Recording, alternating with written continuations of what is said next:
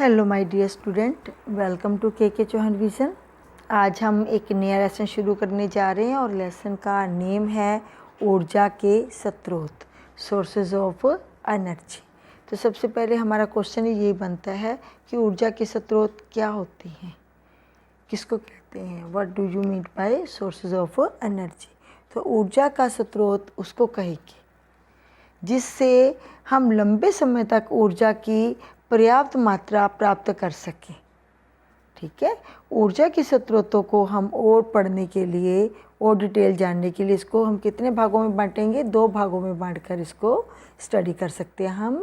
तो ये 2 भाग कौन कौन से हैं, एक तो है ऊर्जा के नवीकरणीय स्रोत, रिन्यूएबल सोर्सेज ऑफ एनर्जी, और दूसरा है अनवीकरणीय ऊर्जा के स्रोत, non renewable sources of energy.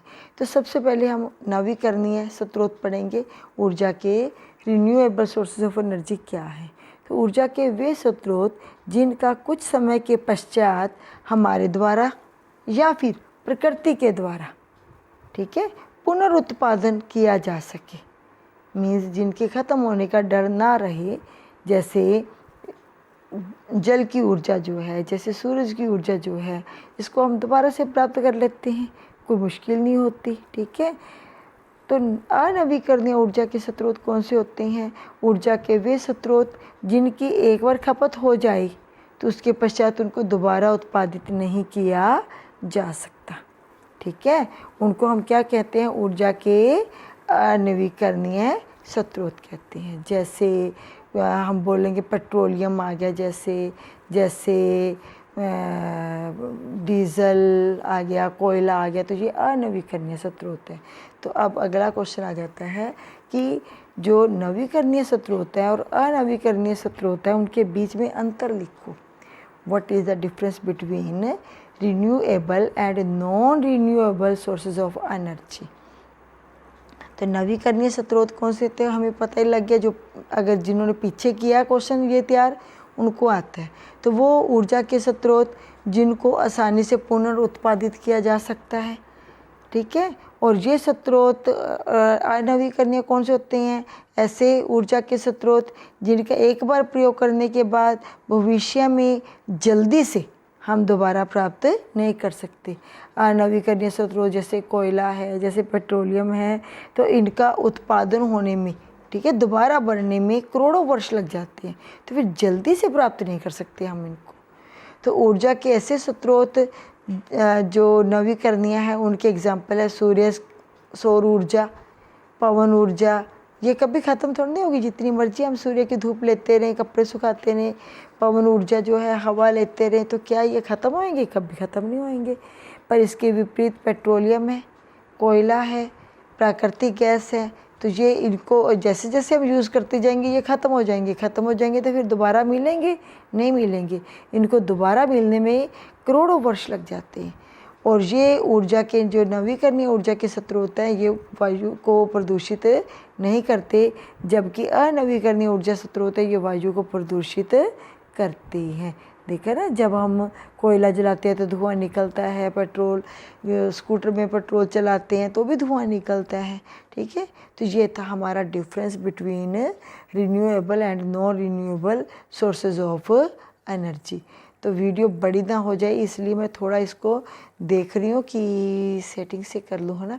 तो अब इसी कोई टॉपिक को थोड़ा सा और बड़ा करती हूँ मैं, ऊर्जा के परंपरागत स्रोत। ठीक है, परंपरागत को हम बोलते हैं कन्वेंशनल सोर्सेस। ठीक है, कन्वेंशनल सोर्सेज ऑफ एनर्जी क्या होती है, तो नाम से पता लग रहा है हमें।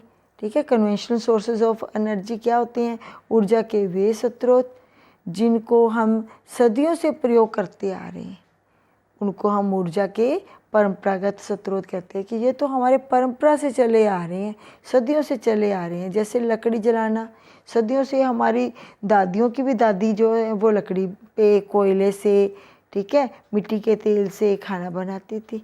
ठीक है, बहते हुए जल की ऊर्जा का उपयोग सदियों से हम करते आ रहे हैं। भार ढोने के लिए हम क्या करते थे, बड़े बड़े लट्ठों को जल में बहती हुई नदियों में डाल देते थे, वो बहकर दूसरी जगह पे चले जाते थे जहाँ पे हमें पहुँचाना होता था। तो ये थे ऊर्जा के परंपरागत स्रोत। तो ऊर्जा के गैर परंपरागत स्रोत क्या होते हैं? तो वो स्रोत जो पहले तो हम प्रयोग नहीं करते थे, पर अब समय की मांग के अनुसार इनका नए तरीके में प्रयोग करना शुरू किया है और आजकल हम इनका प्रयोग कर रहे हैं। तो ये ऊर्जा के गैर परंपरागत स्रोत कहे जाते हैं। जैसे सौर ऊर्जा का प्रयोग पहले तो नहीं करते थे, अब कर रहे हैं। भूतापीय ऊर्जा, ज्वार भाटा की ऊर्जा, ये सभी ऊर्जा के गैर परंपरागत स्रोत हैं, non conventional sources of energy हैं। तो नाभिकीय ऊर्जा जो है, ये भी एक बड़ा टॉपिक मैं आपको कराऊंगी। नाभिकीय ऊर्जा भी एक गैर परंपरागत ऊर्जा का स्रोत है। तो ये टॉपिक था सोर्सेज ऑफ एनर्जी। तो मेरे को लगता है कि आपको समझ आ गया होगा। इसमें हमने क्या पढ़ा, सोर्सेज ऑफ एनर्जी क्या है, नवीकरणीय ऊर्जा के स्रोत, अनवीकरणीय ऊर्जा के स्रोत, फिर इनमें अंतर हमने पढ़ा और फिर हमने पढ़ा परंपरागत और गैर परंपरागत ऊर्जा के स्रोत। तो ये वीडियो आपको कैसी लगी मुझे बताना। Thanks for watching this video. Please share this video to concern student.